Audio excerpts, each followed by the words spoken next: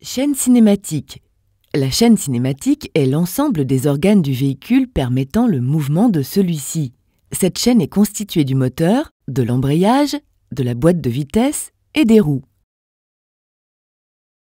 Le moteur, bien que hautement technologique, n'a qu'une seule fonction, générer un mouvement rotatif. Ainsi, imaginez une grosse boîte d'où sort une barre de fer tournant sur elle-même jusqu'à 10 000 fois par minute.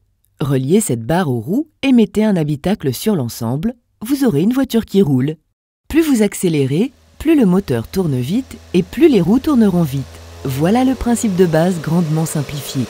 Toutefois, si nos voitures étaient réellement construites comme cela, nous ne dépasserions que difficilement les 30 km/h. Afin d'aider le moteur et le soulager, les ingénieurs ont ajouté un organe, la boîte de vitesse. Le principe est le même que sur un VTT avec un plateau et des pignons. La boîte de vitesse est équipée d'engrenages crantés qui vont permettre de multiplier la force du moteur. La barre métallique qui relie le moteur aux roues va donc être coupée pour installer la boîte de vitesse. Deux problèmes apparaissent alors. 1. Les pignons doivent se déplacer lors de l'utilisation de la boîte de vitesse. Mais si les pignons se séparent tout en tournant, ils risquent de casser. 2.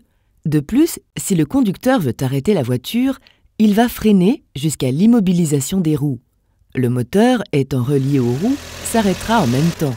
Dès lors, à chaque arrêt, le conducteur sera contraint de redémarrer le moteur pour repartir.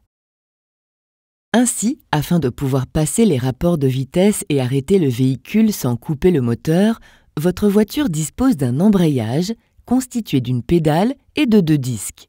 Le volant moteur en rouge et le disque d'embrayage en bleu sur le croquis.